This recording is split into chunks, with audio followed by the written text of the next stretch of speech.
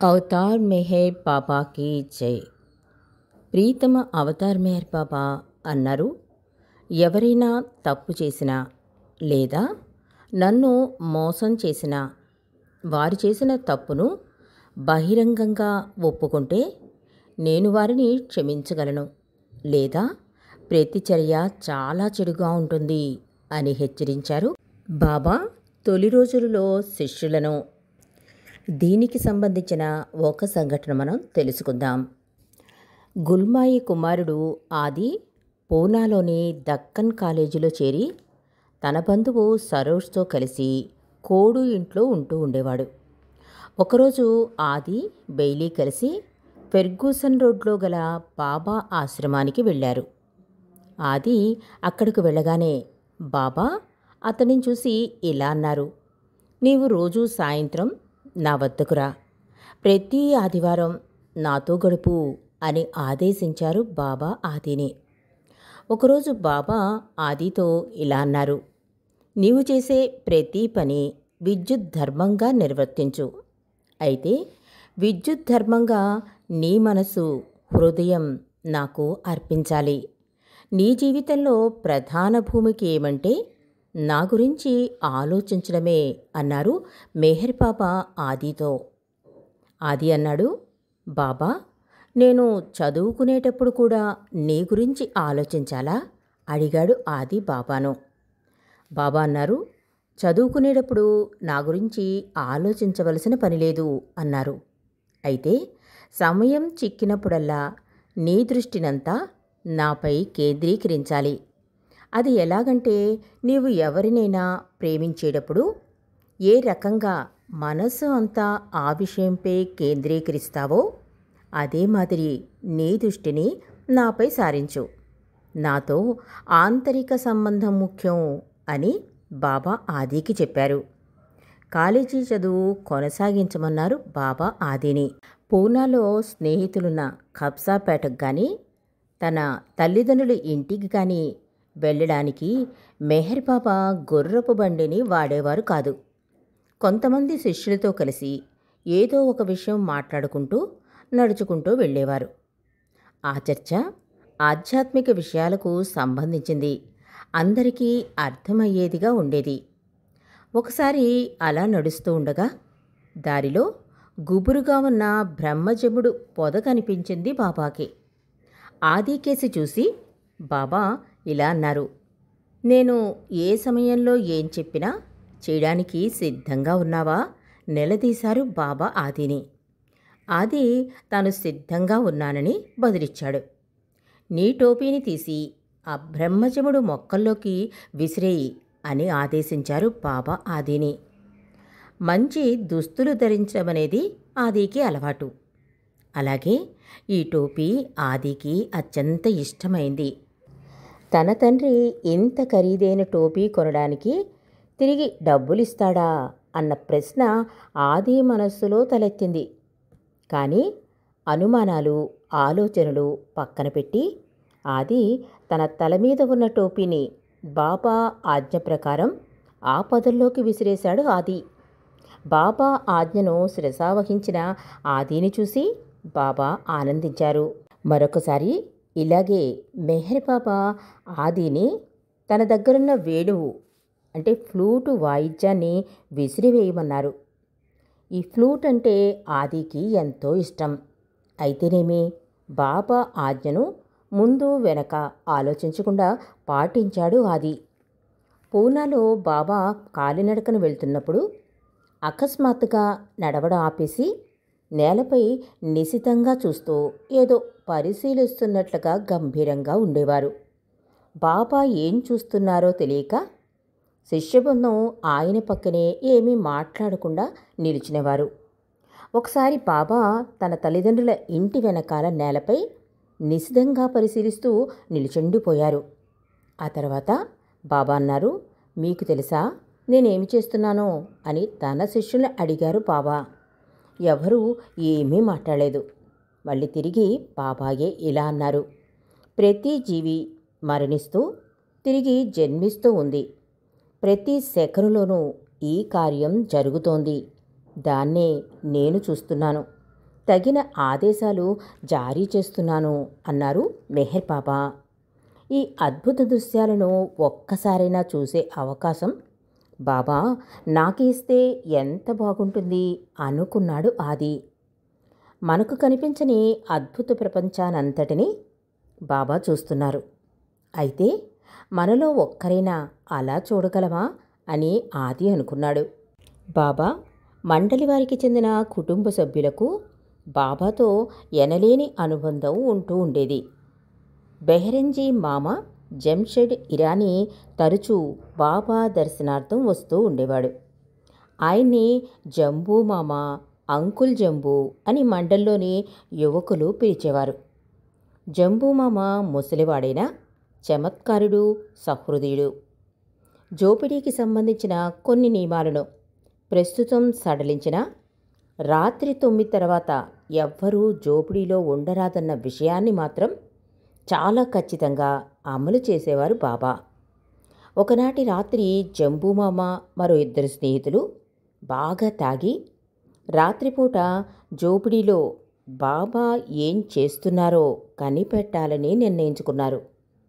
ఉత్కంఠం పట్టలేక జంబూమామ బాబా ఉంటున్న గుడిసెలోకి అర్ధరాత్రి దొంగతనంగా ప్రవేశించాలని నిర్ణయించుకున్నాడు. ఒకరోజు తన ఇంటి నుండి బయలుదేరాడు జంబూమామ. ఫెర్గూసన్ కాలేజీ దారిని నడుస్తున్నాడు. ఎంత దూరం నడిచాడో అతనికే తెలియదు. కానీ బాబా ఆశ్రమం మాత్రం కనిపించలేదు జంబూకి. పూనా నగరవాసి అయిన జంబూకి ప్రతి వీధి బాగా తెలుసు. కానీ బాబా ఆశ్రమం ఎంతసేపటికి కనబడకపోవడం ఆశ్చర్యం వేసింది ఆయనకి. తాను ఎలా దారి తప్పాడో తెలియక విసుగు, నిరాశలతో తిరిగి ఇంటికి వెళ్ళిపోయాడు జంబూ. ఉదయం అవటం చూసి వారు ఇంకా నిర్ఘాంతపోయారు.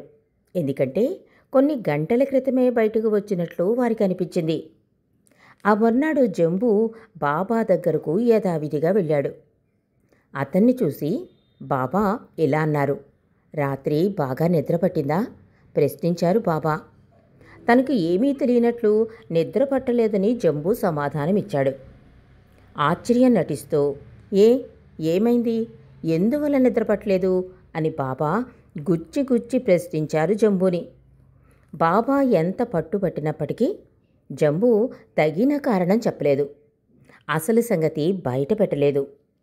కాసేపటి తర్వాత బాబా ఇలా అన్నారు. ఎవరైనా తప్పు చేసినా లేదా నన్ను మోసం చేసినా వారు చేసిన తప్పును బహిరంగంగా ఒప్పుకుంటే నేను వారిని క్షమించగలను, లేదా ప్రతిచర్య చాలా చెడుగా ఉంటుంది అని బాబా హెచ్చరించారు. అయినా జంబూలో చలనం లేదు, పెదవి విప్పలేదు. 2 రోజుల తర్వాత జంబూ ఏకైక కుమారుడు అకస్మాత్తుగా కన్నుమూశాడు. బాబా ఆజ్ఞను ధిక్కరించినందువల్ల, ఆయన్ని మోసం చెయ్యాలని అనుకోవడం వల్ల తనకు ఈ శాస్తి జరిగిందని జంబూ గ్రహించాడు. బాబా ఎదుట మండలి సమక్షంలో తన తప్పును ఒప్పుకొని క్షమించమని బాబాని వేడుకున్నాడు జంబూ. మండలి వారందరూ వృద్ధాప్యంలో జంబూకి కలిగిన కష్టానికి బాధపడ్డారు. అలాగే జంబూకు అంత కఠినమైన శిక్ష బాబా ఎందుకు విధించారని కూడా మదనపడ్డారు మండలివాళ్ళు. దయార్త హృదయుడైన మెహర్ బాబా ఇంత కఠిన నిర్ణయం ఎందుకు తీసుకున్నారో మండలివారికి అర్థం కాలేదు. బాబాని ఈ విషయమే అడిగే ధైర్యం ఎవ్వరికీ లేదు. కొద్ది రోజుల తర్వాత బాబా కొంతమంది శిష్యులతో తన ఆశ్రమం బయట విశ్రాంతి తీసుకుంటున్నారు. అప్పుడు బాబా ఒక హిందూ సద్గురు కథను ఇలా చెప్పారు. ఆ కథ ఇలా ఉంది. ఒక రోజున ఒక సద్గురువు భిక్షాటనకై తన శిష్యులతో కలిసి బయలుదేరాడు. ధనవంతుడిని చేరి భిక్షం అడగ్గా అతను భిక్ష వెయ్యకపోగా సద్గురువుని నానా చివాట్లు పెడుతూ గట్టిగా పొమ్మన్నాడు. అయినా సరే ఆ ధనవంతుడు చేసే వ్యాపారంలో లాభాలు 2 కావాలని ఆ సద్గురువు దీవించి మరీ ముందుకు సాగాడు. సద్గురువు మరో ధనవంతుని భిక్ష అడిగాడు. అతగాడు మొదటి ధనవంతుడి కంటే కూడా మరింత అధికంగా చివాట్లు పెట్టి అవమానించి తరిమేశాడు. అయినా కూడా నీ వ్యాపారంలో లాభాలు 4 రెట్లు అధికం కావాలి అని సద్గురువు మనసారా దీవించాడు. తన శిష్యులతో కలిసి సద్గురువు ఒక పేద వృద్ధ దుకాణదారుడి అంగడికి వెళ్ళాడు.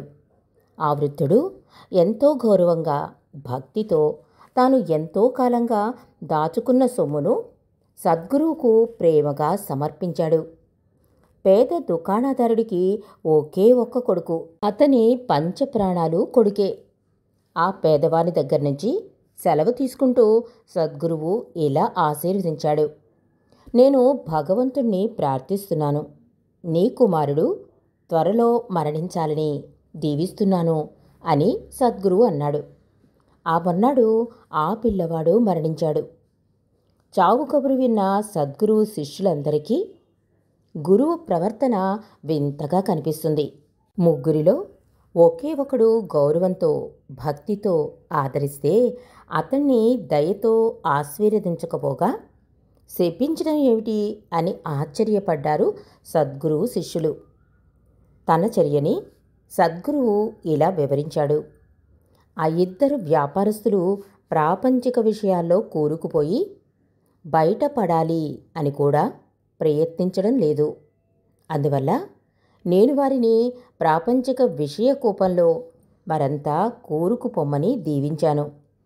ఆ పేద వ్యాపారికి ఆధ్యాత్మిక చింతన ఉంది. కొడుకుపై ప్రేమ అతని ఆధ్యాత్మిక ఎదుగుదలకు అడ్డుగా నిలుస్తోంది. నిజానికి ముసలివాని ఆధ్యాత్మిక ఉన్నతికి ఆ కొడుకు ఒక ముల్లులా అడ్డు తగులుతున్నాడు. అందుకే అతడిని తొలగించి అతని ఆధ్యాత్మిక ఎదుగుదలకు మార్గం సుగమం చేశాను అన్నాడు సద్గురువు శిష్యులతో. అప్పుడు సద్గురువు ఇంకా ఇలా అన్నాడు. ఇప్పుడు చెప్పండి, నేను ఎవరిని దీవించాను, ఎవరిని శపించాను అని సద్గురువు తన శిష్యులను అడిగాడు. బాబా ఈ కథ చెప్పడం పూర్తయ్యేసరికి జంబూ విషయంలో బాబా అలా ఎందుకు ప్రవర్తించారో అందరికీ తేటతెల్లమయ్యింది. జంబూను శపించడమన్నది నిజంగా ఆశీర్వదించడమేనని అందరూ గుర్తించారు. అప్పటి నుండి జంబూ తన బాధను విడనాడి బాబాకు మరింత చేరువయ్యాడు. తన సర్వస్వాన్ని బాబాకు సమర్పించాడు. అందుకే ప్రీతమ అవతార్ మెహర్ బాబా ఇలా అన్నారు. మీ జీవితానికే ముప్పు వచ్చినా సరే నేనేది చెబితే అది చెయ్యండి. ఏమైపోయినా సరే 100% నిజాయితీతో నాకు విధేయత చూపినట్లయితే అది నన్ను ప్రేమించడం కంటే కూడా మిన్న అవుతుంది అన్నారు అవతార్ మెహర్ బాబా. అవతార్ మెహర్ బాబాకి జై. ప్రేమ పదం వాట్సాప్ గ్రూప్